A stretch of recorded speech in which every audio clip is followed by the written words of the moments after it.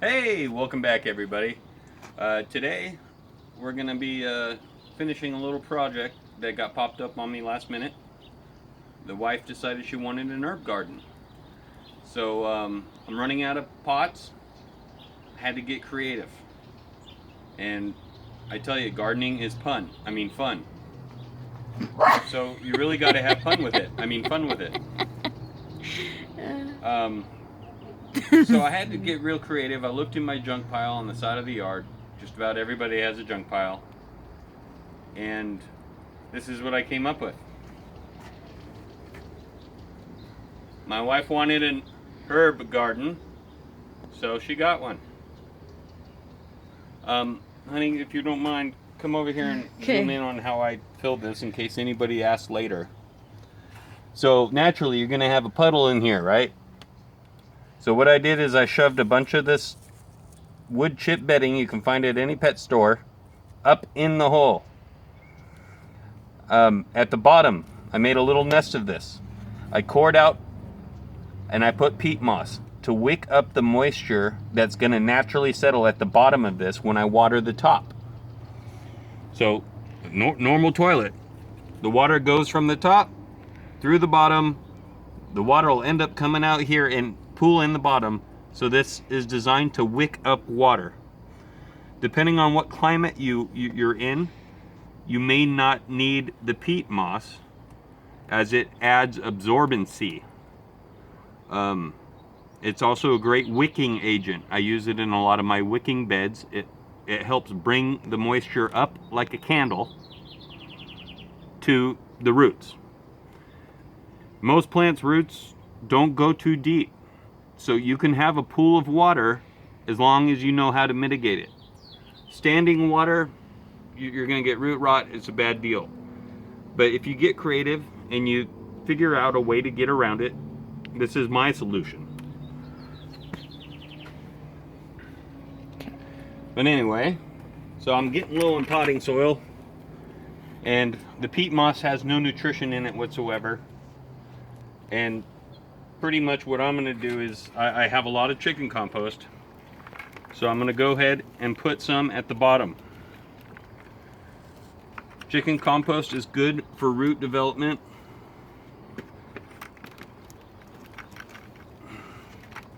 And the roots will eat it up. Not too much. So you're not filling it to the top, just a couple inches. I'm going to get it at the estimated bottom of the roots. So when the roots start reaching to look for nutrition, they're going to find it down here. Now the potting soil that I'm going to use has nutrition in it, not to mention I feed my plants. But this will just give it an extra boost at the bottom and help the wood and the peat moss absorb that nutrition. So once you get, this is an optional step though. You can by all means use potting soil. I'm running low and I'm trying to conserve. Yeah. Like most people, you can't go out and buy it anymore. The people of Michigan, anybody in Michigan, I am so sorry for what's going on right now. They took away your power to buy seeds and plants and grow food. It's terrible. You should be pissed. I know the rest of the world that has a green thumb is right behind you and being pissed. That being said, Luke from MI Gardener, one of the rare things you'll see a YouTuber, shout out to another YouTuber, but Luke from MI Gardener, dude, grow on. Everybody's behind you. And if you don't know who Luke from MI Gardener is, please look him up. I never got into any of this to become a YouTuber.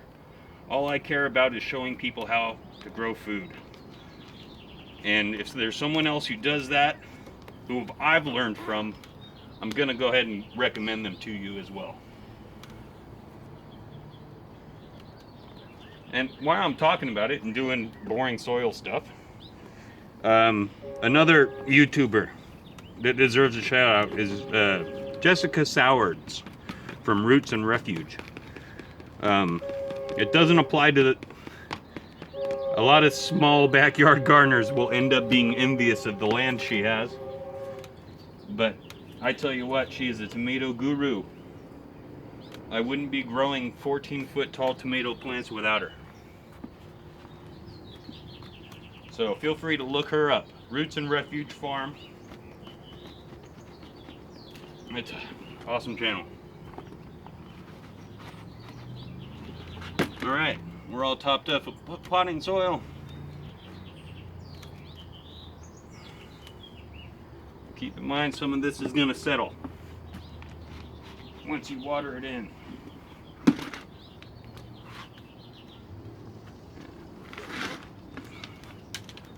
Stuff's like gold, I don't want to waste it. Okay. I put one handful in too much. Okay. So, I have an array of stuff started, but it's not ready yet. And this is rosemary, right? Yep, I picked it. While everybody was buying toilet paper, I was buying gardening supplies.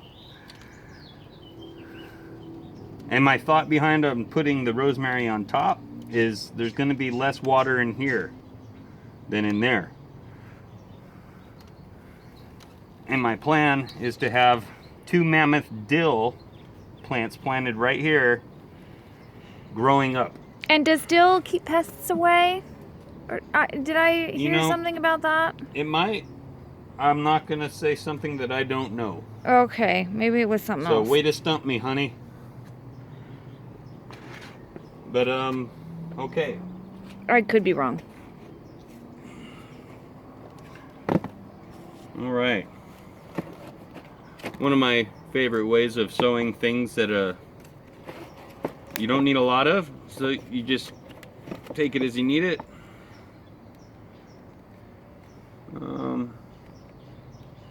I'll pick the clumps. I will thin them out after a couple of days to one plant. They look small now, but these things get massive.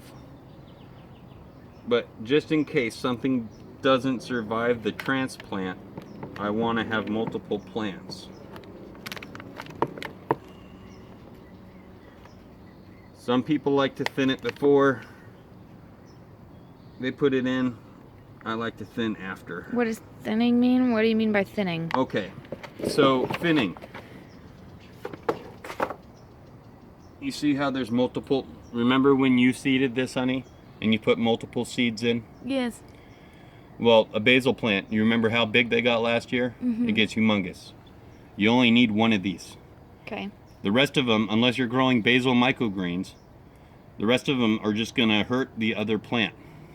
Okay. It's going to take away nutrition, sunlight. Right. So that's why I do that.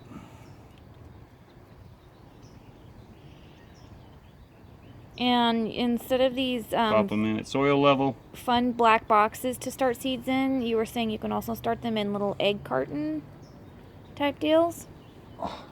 To start, oh yeah, you can start seeds in solo cups. You can start seeds in tinfoil wrapped up around a ball of soil. You don't need special equipment to start a seed. But especially, I was just thinking about those egg cartons because, instead of throwing them away, you can reuse them to start your seeds. And also, instead of going out and buying those black trays that he has. I was just looking for that plastic one to show them. Anyway. Alright, so we'll have 3 nice big basils. Mammoth dill coming up here. Cilantro.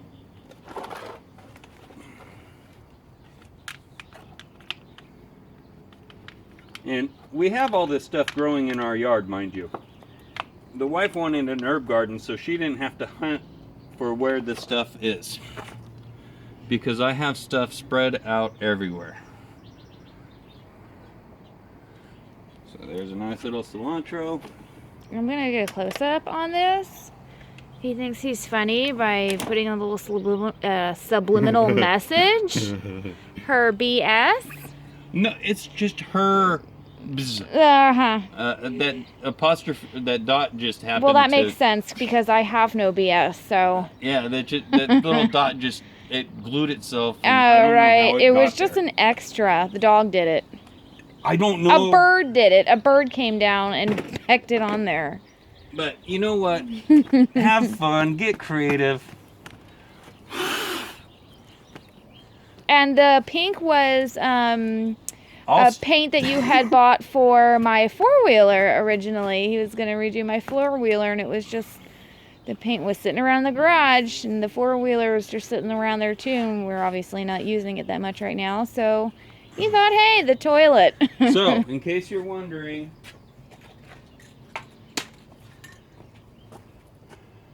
that's what I used.